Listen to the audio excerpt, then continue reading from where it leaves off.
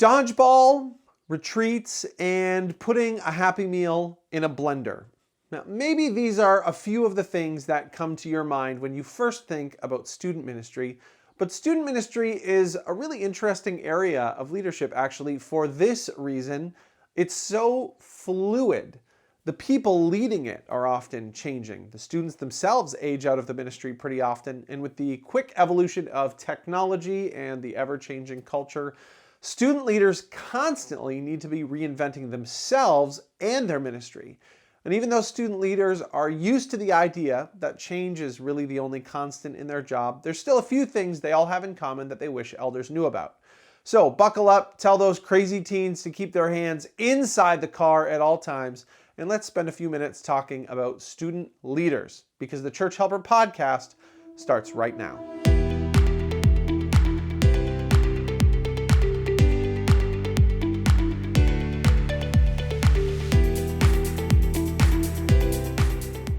Well, hey there and welcome to another edition of the Church Helper podcast. Our mission here at Church Helper is to help churches make every decision on purpose. My name is Mike and I'm excited to help you and your church staff and elders teams get on the same page today with the fifth and final episode of our series, Getting to Know Your Staff, focusing today on student leaders. Now, if you're a church staff member, now's a great time to connect an elder with this content so you can continue to build your relationship together. And if you're an elder, make sure that you forward this to the rest of your team so that you're all speaking the same language. And just so we're speaking the same language, every church calls this role something a little different. It could be a youth pastor, a student ministry director, a youth leader, maybe something else. Today, we're going to use the term student leader to umbrella all of those titles. And one more thing, when we're talking about student ministry, generally speaking, we're talking about students somewhere between grade 6 and grade 12.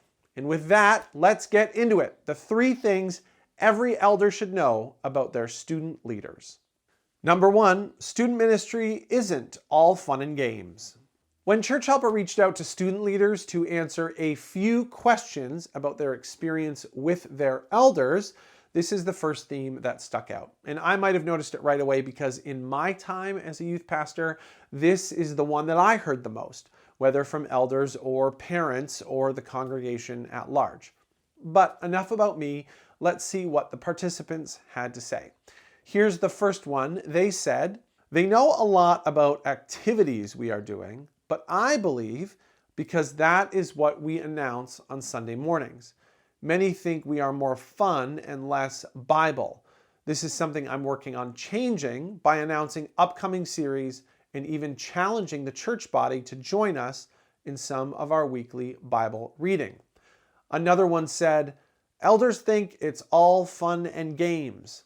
And finally, this student leader said, many people think I prepare a short lesson for Sunday night youth group and hang out with students, play games for 2 hours a week and nothing more. Look, I know why this is such a frustrating misconception for student leaders. Student ministry is often known for wild and crazy antics or that piece of drywall in the church hallway that's been caved in since that epic game of Gorgon in 2013. But student leaders deal with more than just errant dodgeballs or wondering how many pancakes a kid can eat on a retreat before he gets sick. And by the way, the answer to that question is 23. I was there when it happened. Look, junior high and high school students are at an age where they're developing in all kinds of ways, from their worldviews to their vocal cords, and student leaders know that they need to find relevant ways to teach the gospel and keep students engaged. Sure, games are a part of the ministry, but they're really a small part in the grand scheme of things. You add up things like Bible studies and contacting parents, permission forms, staff meetings, mentoring, volunteer recruitment and training, probably like 10 other things. And games are all of a sudden a very small part of the picture. And it's easy to think that games are a huge part of the ministry because that's what most people see or hear about, but it's really only the tip of the iceberg when it comes to a student leader's job.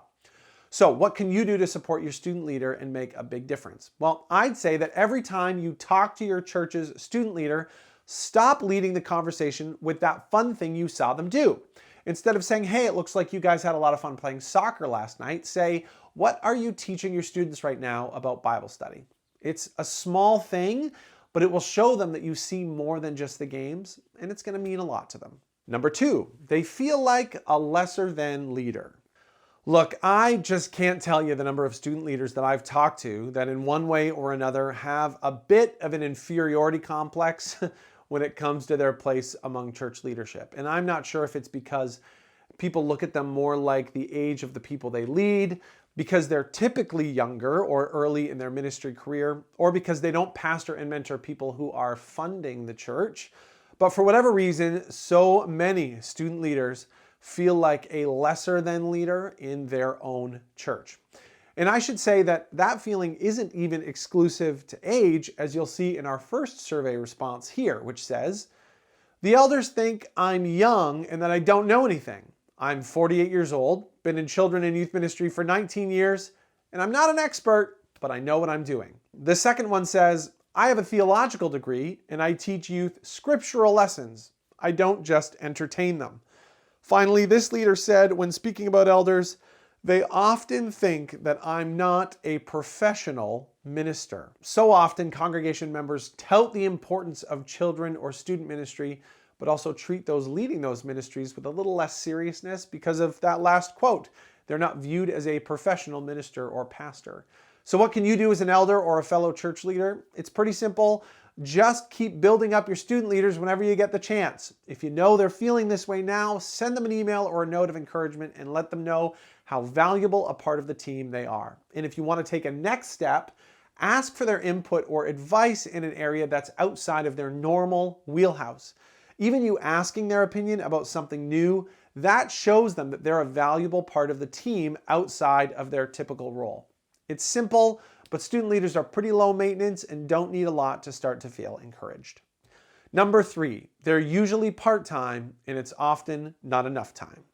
Student ministry is one of the most notorious areas where staff positions are half-time or three-quarter time or a lot of times less. It's just not an area where a lot of churches invest full-time funding into.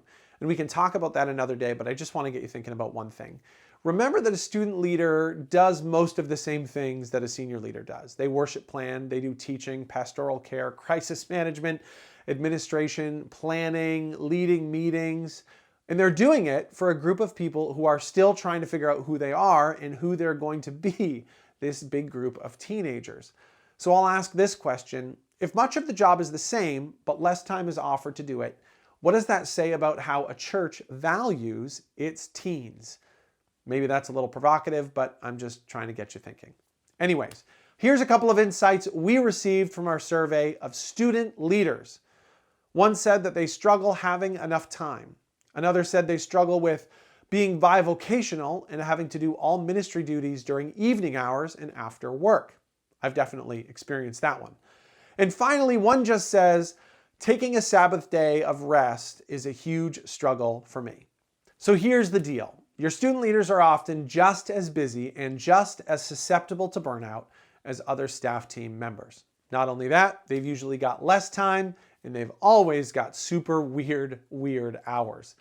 And sure, sometimes their job can look like a little bit more fun than some others. But remember what we said earlier in this series. If you're expected to do something, no matter how enjoyable it might be, it's still work. And I can tell you from personal experience that I used to do a 3-night youth retreat, get 10 hours of sleep, and not feel it a bit when I was 22.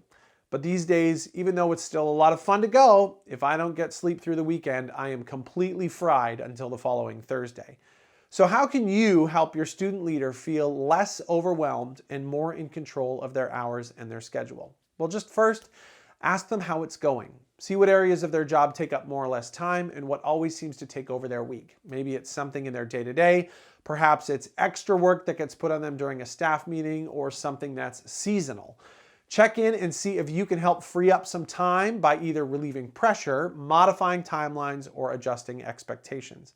And second, you can make sure that when creating your goals and job description for your student ministry, the expectations match the time given. It's easier to run a student ministry part-time when it's 20 or 30 kids, but if you're hoping to see a group larger than that, you need to give your student leader time to maintain what's there and continue to build and vision for the future.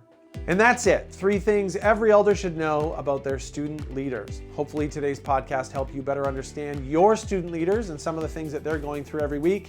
Make sure you like and subscribe to the podcast or our YouTube channel. And if you think you know somebody who needs to hear this content today, but they're not really a person of the internet, you can go to our website, churchhelper.ca/podcast, to print out a full transcript of today's episode. Make sure you go back and check out our last episode on getting to know your children's ministry leader, and stay tuned for more ways to build better relationships between your staff team and your elders team. And if you've got any questions, please reach out to us through email at hello@churchhelper.ca or go to the Get Help Today tab on our website. We'd love to hear from you. Thanks so much for taking a few minutes to help your church make every decision on purpose today. I'm Mike, and I'll talk to you again really soon.